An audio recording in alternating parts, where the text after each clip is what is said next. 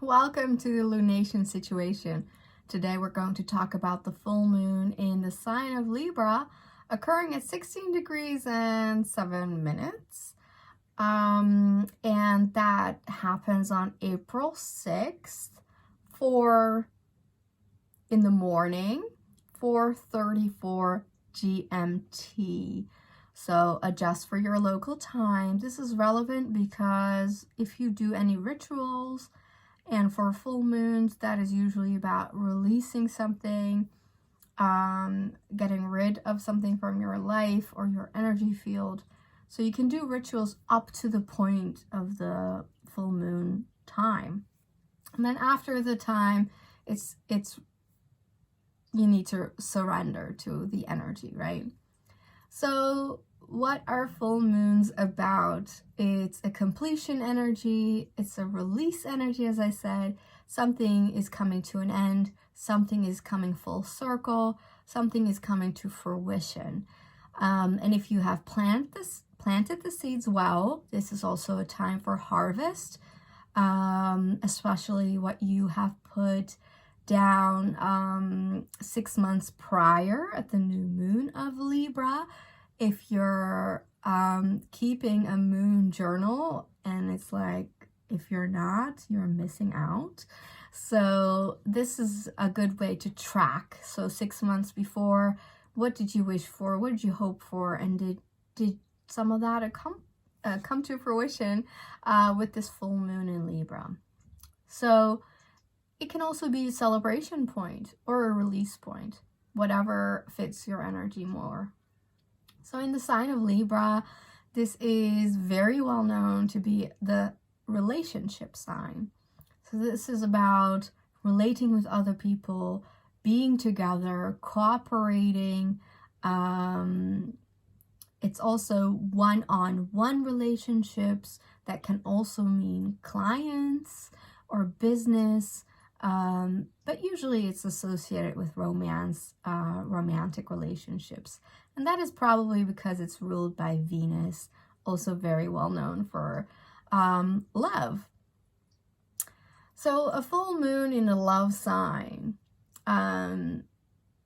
is bringing something to an end in that sense, right? It could also be energies about how you are in relationships, or how you've been, how your energy may not have contributed to a healthy relationship.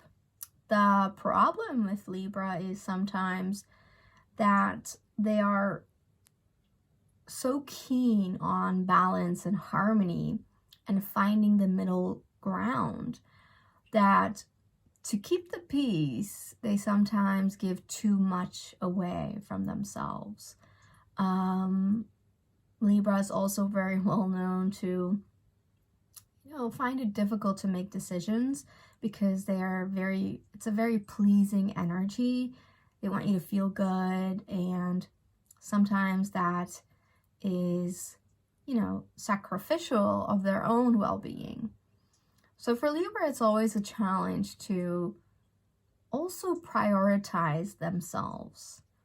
So even though this is an energy of relationships, togetherness, cooperation, it's also Aries season. So this is also still about the self and self-priority and self-esteem, how you love yourself, how you take charge in your life, and leadership as well.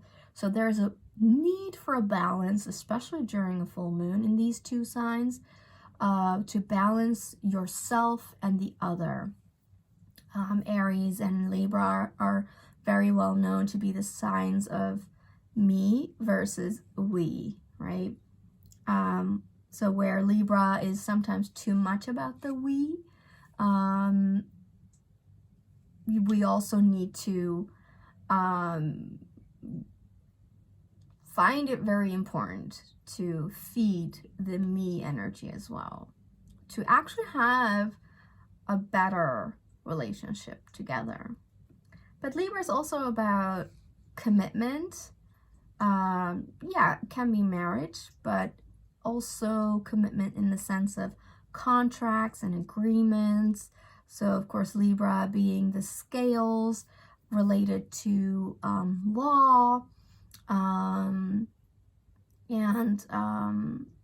judiciary topics. So anything with the law system is relevant around this energy as well. Libra is a very social sign, and it loves to relate to people. It loves to have conversations. It loves that there is a certain intelligence to it because it is an air sign. It just loves to talk and have conversations. So this could be an energy for you, perhaps, around this lunation. It's always worthy to look at your chart where 16 degrees of Libra falls, because that house will be more magnified for you personally, the topics around that house. Underneath this video, you can briefly see what the houses can mean for you. So this is also a time where we want to beautify our lives and maybe inclined to decorate and finding the harmony and grace in whatever is beautiful. Really seeking the meaning of that in your life. It's also, Libra is about mediation, diplomacy, finding that middle ground, right? It's a very accommodating sign, but again, be careful to you know, not always put other people first, but that you matter as well, very much.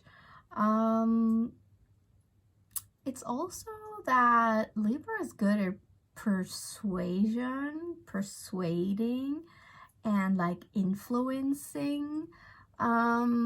So that's related to, of course, the justice system, finding justice, and related to the legal things associated with Libra.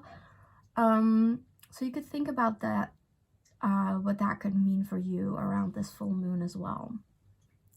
So let's look at the chart, right? So you can tell that this is a full moon because the moon, which is a very easy to find glyph in the symbol in the chart, is opposite the sun, which is a circle with a dot in it, right?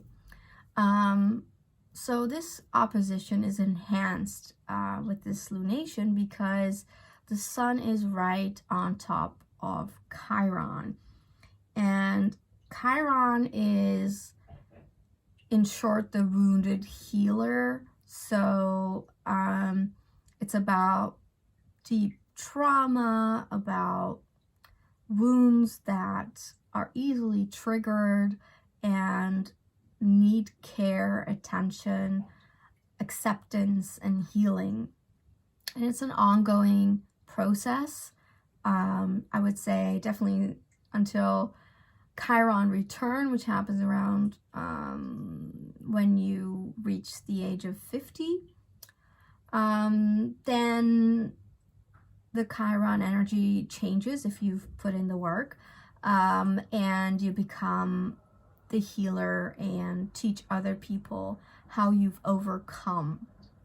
So if the sun, our shining light, our understanding and energy, vitality, is together with Chiron, means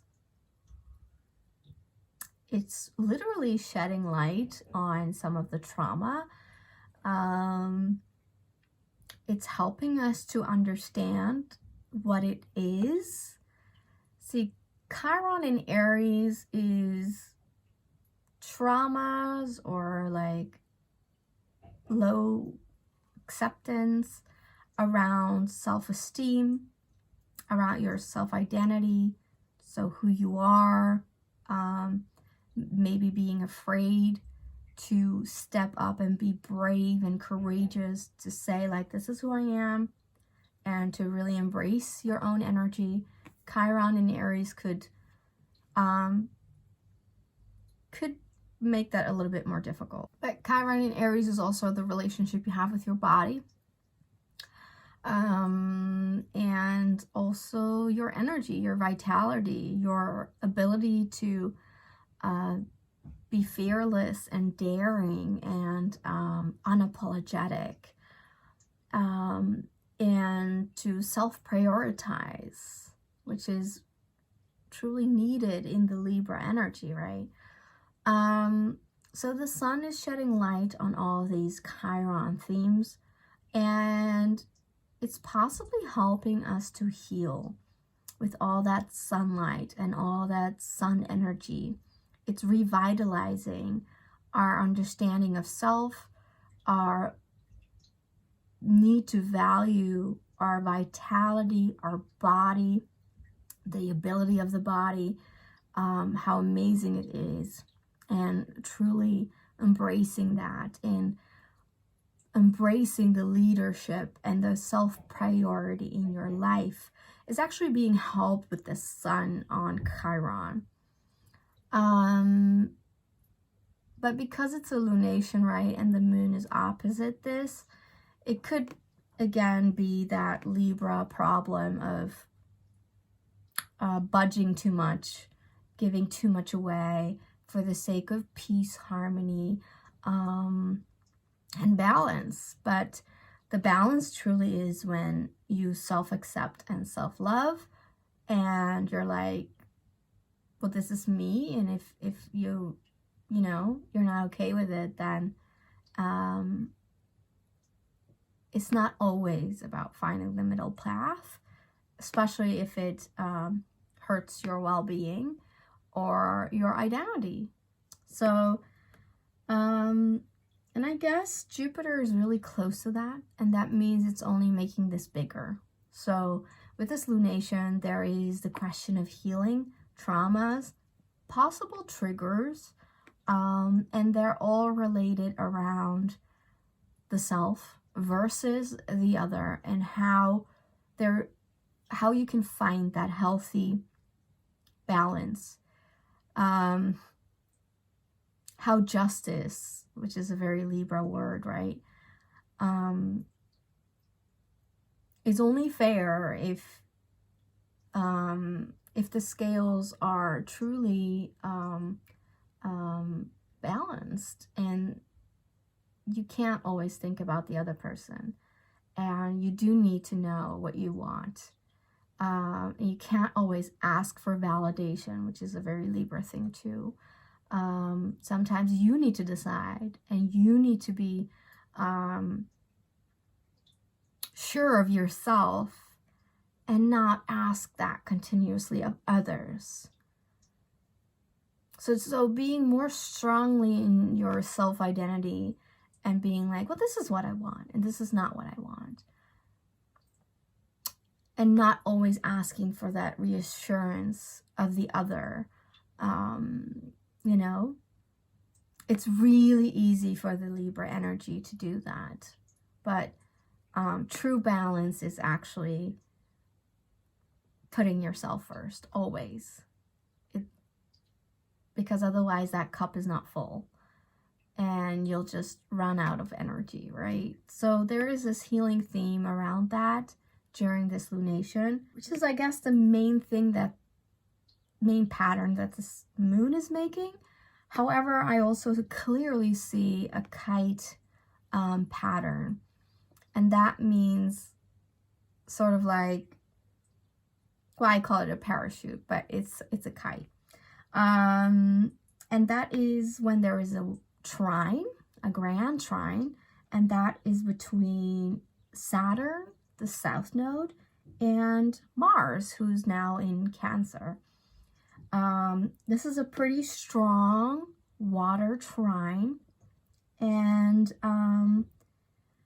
the theme here is a strong sense of releasing, and the water element is all about that anyway. And here we have a great flow, a great opportunity to work with the water element to get rid of any toxicity, and some of that deep subconscious programming and patterns that is keeping us from a healthy relationship, right? So this is helping our deep inner self. And just, as I said, this is about releasing, and the moon is about releasing, right? A full moon always is. So I would say this is an excellent moment, again, for some bath time or whatever you want to use with the water element. And think within the back of your head about what you want to release, what's holding you back from true, worthy, loving connection and commitment. And of course, this kite is pointing to the North Node in Taurus,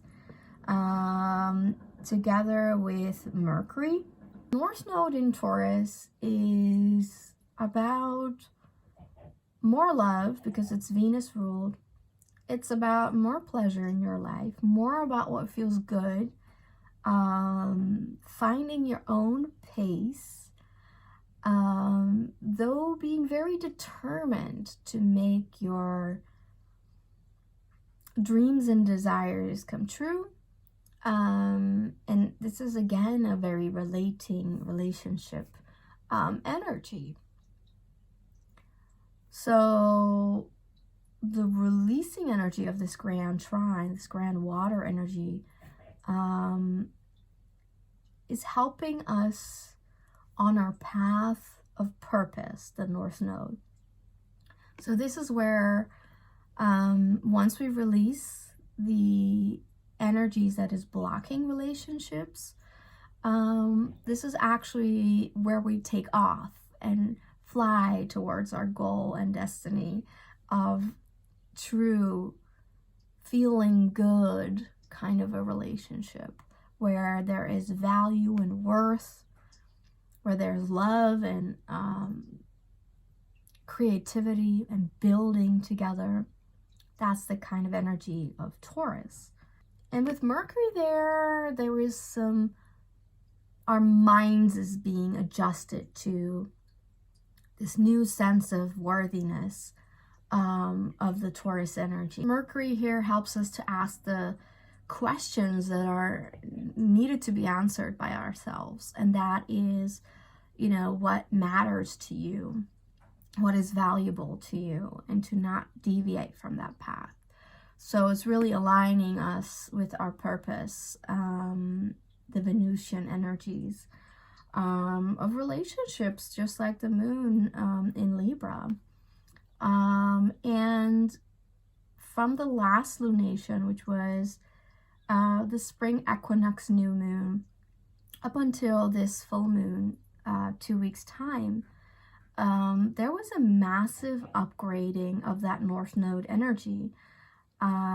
We had from March 17th on, with the new moon, and shortly up until this point, I guess, there was a conjunction that we call a stellium, which means many, many planets and points together. We had the North Node meeting Venus, the ruler of the North Node in Taurus. There was also Juno, which is about relationships and commitment, and so is the North Node in Taurus at the end of the day, and so is Venus. It's about love, right? And actually there was also Atlantis. So there was a massive heart chakra activation and upgrading towards these true loving, connecting relationships themes. And somehow Atlantis was involved in this. And it is with this full moon also present. So we have the North Node at 5 degrees of Taurus. We have Mercury at 3 degrees of Taurus. But we have Atlantis, the asteroid, at 8 degrees of Taurus. So here we could find some downloads again about what is meaningful, what is valuable, and what matters, right? Again, so what feels good? What is pleasurable? These questions need to be truly answered. And I just find it fascinating that the North Node, our point of purpose and destiny and the higher path, the path that we need to learn and evolve in, is dancing around Atlantis with a connection with these loving heart chakra elements. If you're interested in this, you should sit down and perhaps meditate and pray about what this could mean exactly for you personally. Again, look at where the beginning of Taurus falls in your chart, which is gives you more of a detail what kind of Atlantis energies might be activated for you. But I just think it's super, super fascinating that this is going on. So perhaps this is about understanding previous relationships, kind of karmatic. However, the North Node, I would say, is a new path. Therefore, to me, intuitively, it feels that the Atlantis element here is about changing the Atlantis karma, right? Where it ended with destruction and so-called, advanced civilization got lost. So I think to not go down the same path of that situation, especially since Atlantis, the asteroid here, is involved, which means the Atlantis energy, it's saying to us that the only way to carve out a new destiny, a new path, diverting us from the original historic previous Atlantic story, and that is through heart activations, through love, through true commitments and relating to others, and building strong foundations based on that loving connection. And that is how we create a new Atlantis story, and not the one that was so destructive. So briefly, I want to point out a few other points here, and that is the strong T-square to Pluto in Aquarius. Whoop whoop. Pluto is finally in Aquarius at 0 degrees and 12 minutes. This is the first official lunation that Pluto is in Aquarius. And as soon as Pluto entered that sign, March 23rd, which is like 2 weeks prior to this lunation, it immediately went into a T-square with the nodes of the South Node and the North Node. So I guess this ties into the Atlantis theme or topic, because to me, Aquarius, the sign of Aquarius, is very related to Atlantis. And to me, the words have I think they call it epistemological relationship, which means that they sort of are similar, Atlantis and Aquarius, right? You have that same kind of lettering going on, the same vibration. So that's just personally, I really feel that Aquarius is related to Atlantis.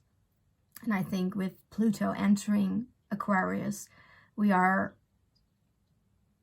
entering a very karmatic cycle related to the past of Atlantis and whatever occurred there.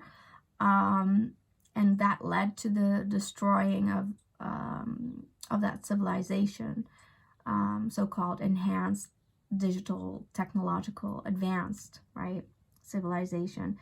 And I feel intuitively, again, we're at that similar point where unfortunately we've just fell right into the trap and made similar decisions, and we find ourselves at a very similar journey as with the previous Atlantis story. But we're here to ultimately change it and to flip it. So hopefully we do not end up in the same way, which means, you know, being destroyed because we've just done exactly the same. You know, we do not want that. We still have great potential to change the story.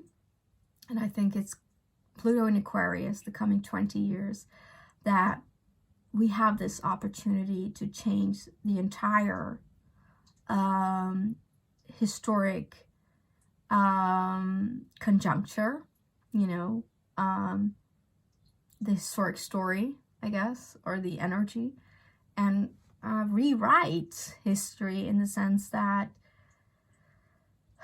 we kind of change the energies, and specifically, I guess, Atlantis, but I guess all old civilizations that are lost in our current knowledge. And this T-square, which is an ongoing T-square of Pluto facing off with the nodes until like somewhere at the beginning of fall, which is long. That's many months, many lunations that this is going to stay. Now, Pluto is going to stay in Aquarius till, I think, June 12th. So from now until June 12th, this is a very strong, potent energy. And then it's going to slowly wane because after June 12th, Pluto is going to go retrograde and therefore going to go into the sign of Capricorn, right? And that is just going to bring a little bit of a breathing space into this. But the tension is real, and the tension is lasting till June 12th, okay? That is approximately 2 months from this lunation. So we have a very intense time ahead of us. We truly do. And you'll see more of that with the eclipse videos. The eclipse season is starting right after, 2 weeks after this lunation. So, yeah, stormy times. We're in stormy times. And I have explained previously what this means, but I shall briefly hint at it again. The North Node is our destined path where we have to move towards collectively, and if the North Node is in Taurus for you personally, then this is a personal story as well. But collectively, we need to move towards the Taurian energies, which is simplifying. It's about building strong foundations, owning something, being independent. It's about nature. It's about organic life. But it's also the good life, feeling good, and putting your heart first. So we all are pushed towards more nature, more simplicity in our lives. The South Node in Scorpio is slightly, you know, holding that path back because there are still patterns in our psyche, in our subconscious mind, which is related, of course. There are patterns and programs there that are holding us back from moving towards that higher expression of Taurus. So we need to release, detoxify, you know, remove emotions, fears, energies that is withholding us from the Taurian path. And Pluto is coming into this, bringing extra attention and also attention to the Pluto energy, which is innovation. It's the new, it's different, it's unique. It's about authenticity, finding your own path, doing it your way, and that can be deviating from the current system or the current way of doing things. You know, Aquarius is very innovative, very futuristic, ahead of his time, you know, ahead of, it's like a bit of a time traveling energy. So it's ahead of the crowd. It's, you know, it's like, I don't know, it just knows before it happens. And that's because it's kind of a genius energy, a very intellectual, highly active mind, like connecting to the cosmos, cosmic mind. And that's why Aquarius is so knowledgeable. And there is something about that Pluto in Aquarius that is just saying that we have to do things differently. And also, like, you know, mind your business, in the sense that I wanted to say it like mind your step kind of way. So be careful, says Pluto, because I do not want you to repeat. Pluto is a very karmic energy. And as I said, there is something about Aquarius and Atlantis. And even if it isn't, it's about vibrations and energies and the quantum field and, you know, moving us into a different understanding, an awakening, a higher perspective. And it's just going to break through a lot of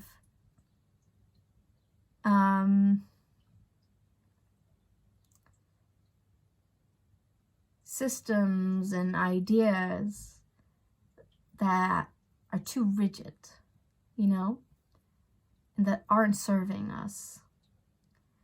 So there's a true soul expansion with this Pluto in Aquarius, and it just doesn't want us to make mistakes, and certainly not repeating mistakes. So this is about doing it differently, doing it uniquely, and just picking a higher expression, which is understanding energy and understanding what is better for the collective, what contributes to humanity and to many people. And so it's a charge up energy that is just bringing a lot of focus on, you know, all this healing and like all this upgrading within yourself is related to the collective. And Pluto is pressuring that because it's saying, I need everybody to be on the collective page, right? So whatever you do from now on, especially the coming 2 months, very important that you keep your like focus on what is good for many people. And if you don't do that, Pluto's going to kick your ass. And of course, Pluto is the excavator, so it's going to show all the ugly, all the hidden, all the secrets about these Aquarius themes, which is, you know, the ugly side and the abuse and the misuse of power regarding digitalization, inorganic situations, which means hybridization, and technologization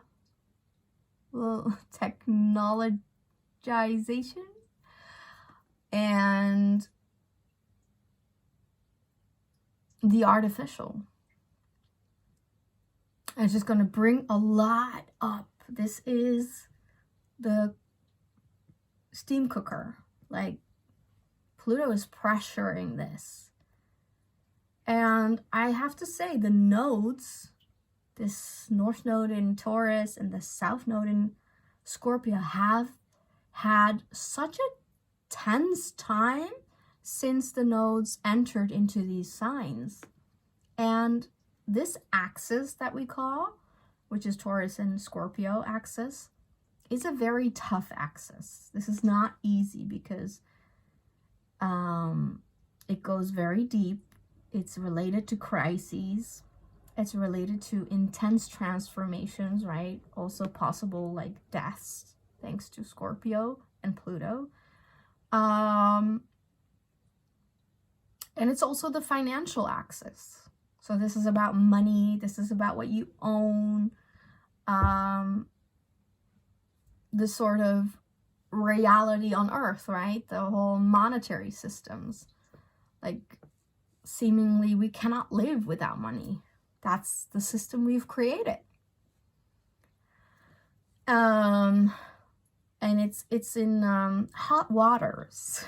That system is in hot waters. Our financial system is going to meet some of that Scorpio Plutonic energy of intense crises and transformations.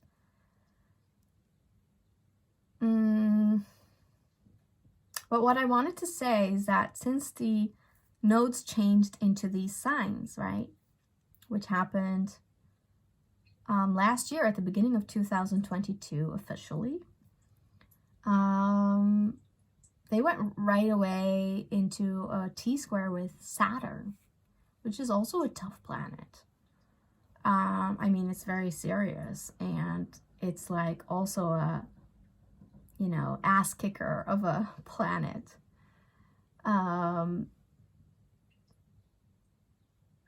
Wanting to take, you know, responsibility and giving us some sharp lessons, perhaps, around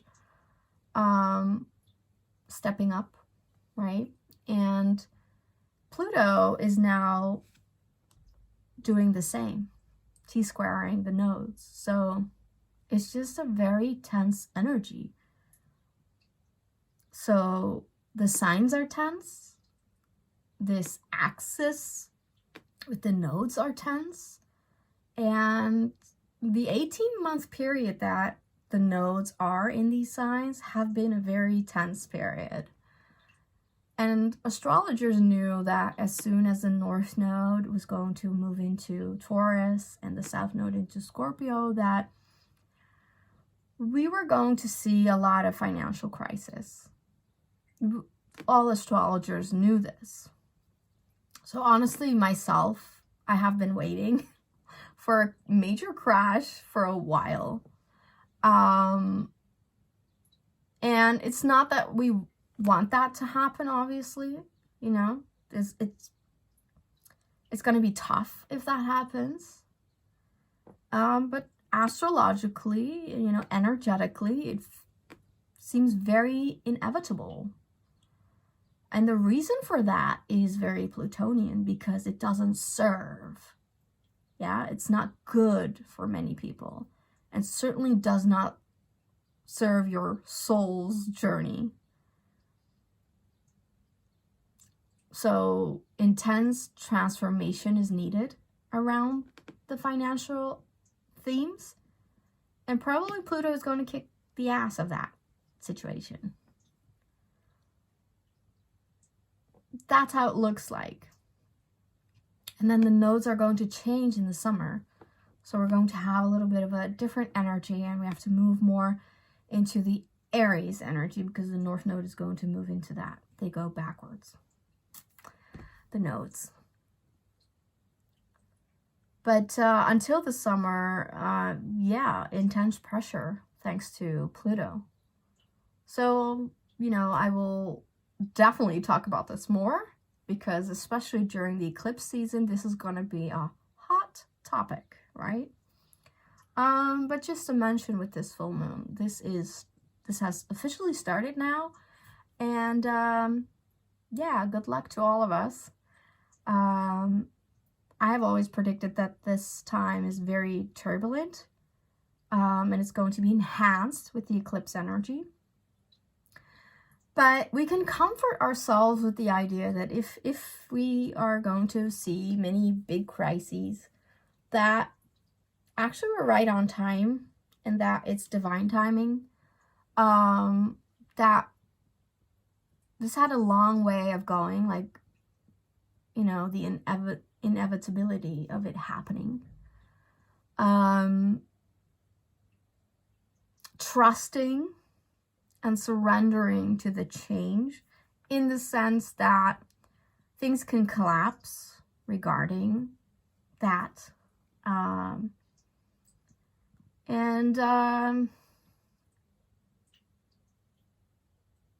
It's why the North Node in Taurus is so significant. Yeah, it's about money, and it's about what you own. It is. But it's a Venusian sign, so it's, as I said, and I keep repeating it, but there's no harm in repeating, because it will eventually sink in, right? So with the Venusian aspect of Taurus, you need to know what feels good for you. And Venus and Taurus are about worth. That's why it's about money, right? What is something worth? And that's also a philosophical and ethical question. Like, what is something worth for you? Okay, newsflash, we're all going to die. Like, that's the contract. And thank God, the way of living on Earth, okay? So this is transient. This is limited here, our lives. So it's damn valuable to ask, what is important for you? What matters to you? What do you feel valuable and worthy, like, to pursue? Yeah, because Taurus is the builder, is the creator. And it's also the solid world, Taurus. We can touch it, we can feel it. But it is the sign of comfort and security, and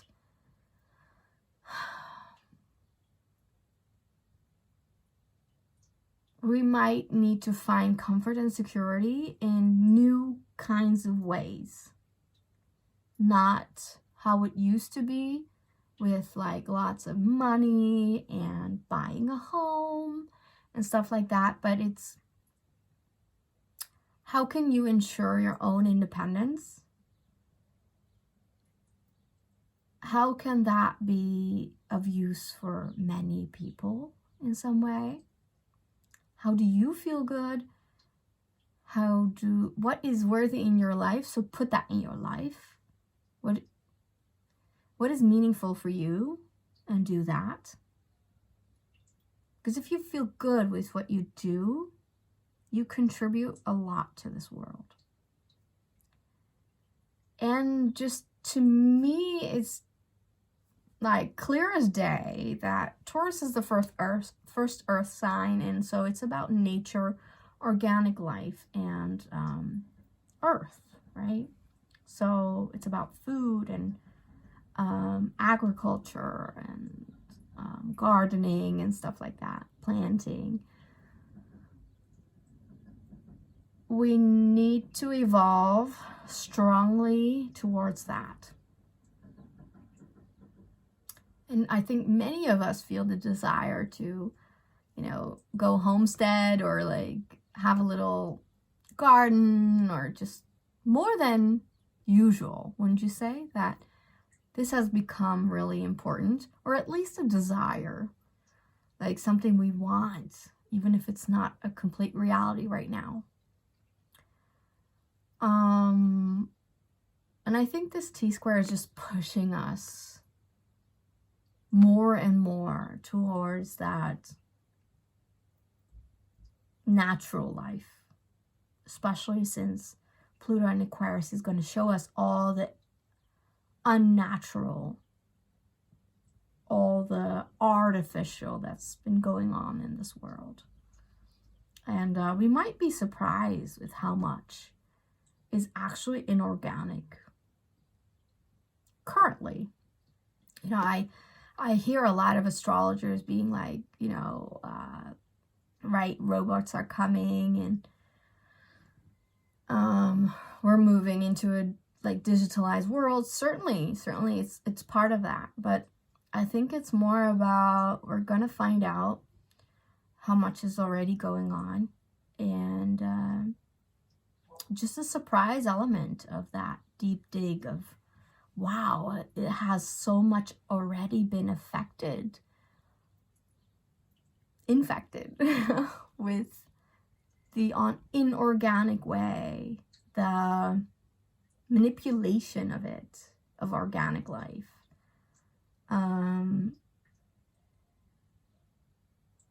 I think we're gonna see that. But first,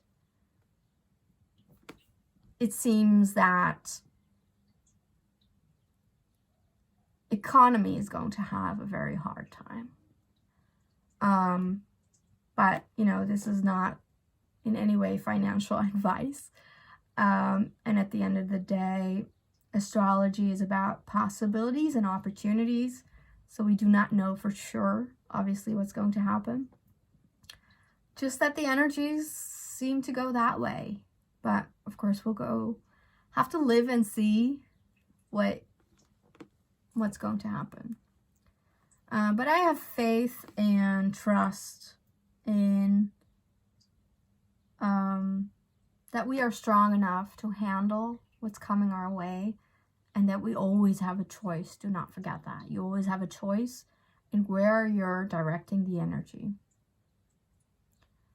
So I think a lot of us, they try to make us feel that you aren't in control and you have no say, and it doesn't matter what one person, you know, thinks or does, or if one person deviates, like, so what?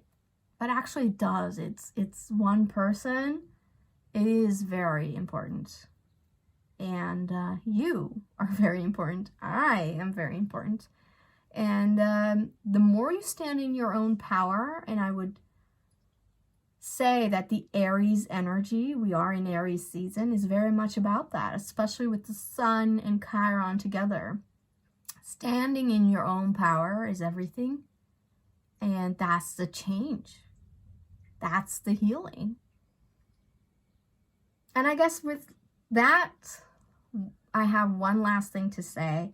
And I just find it very interesting that Jupiter at 20 degrees of Aries is making also a conjunction to the dwarf planet, I guess, Eris at 24 degrees of Aries, and also asteroid Vesta at 25 degrees of Aries. So there's a very close proximity. And Eris is the sort of female version of Pluto. And she is like a divine warrior. She is the energy of discord, which means like chaos and like fighting for your rights, for your freedom, and not being afraid to challenge the status quo, and to not be afraid to make things crumble and destroyed, because, you know, it's about, I really feel that Eris is about that strengthening of the female feminine energy that is needed as well. And Vesta is sort of the inner flame that needs to be ongoingly lit. So you need to be able to keep yourself inspired, keep the fire within yourself, which I call sacred fire. Together with Jupiter, that makes everything bigger, all in the sign of Aries, which is all about fire and passion and warriorship and leadership and fighting for what you believe in and just being really fearless and honest. Not being afraid to knock a few things down if it's right, if it's righteous.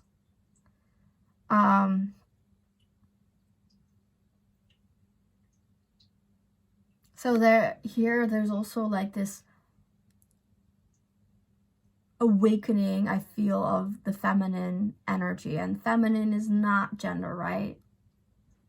Men have feminine energy too.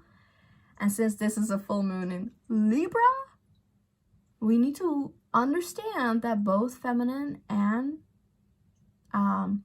male energies, masculine energies, I should say, right? Masculine and feminine energies are valuable together, balanced, harmoniously. Then it's just, there becomes a truer expression. Then we can look at things from, you know, all the perspectives to make the best choices for all of us. And I hope it's no news that the feminine energies, also the feminine energies in men, right? The not being allowed to have emotions and, like, you know, crying is for losers kind of masculine, male dominance on men. See, that's why men also need increased feminine energy, because there's nothing more natural than emotions. Like, you can't push down emotions, because they are energy in motion, they are information. They're telling us something, these emotions. So we all have them, obviously. So if you ignore them or you push them away, that's when you get into trouble. That's when, you know, personally you do not feel good and you make awful choices.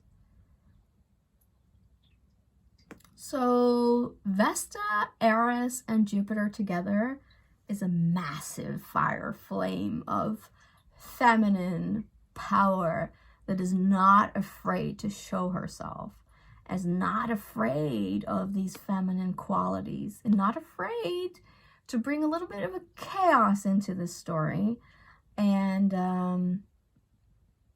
to rebalance the state in the world. So happy full moon in Libra at 16 degrees. And release what you need to release so that you're able and capable to have honest, true, loving, harmonious, peaceful relationships. And I hope that truly you can fill your heart with a lot of love. And I will see you in the next lunation situation, which will be about the solar eclipse, which is a new moon in Aries, 29 degrees, and that is very stormy, very turbulent. So from here on, the eclipse season starts. So make sure you enjoy this full moon. That's maybe the last moment of a little bit of peace in your life. And yeah, it's gonna get a little bit bumpy from here on.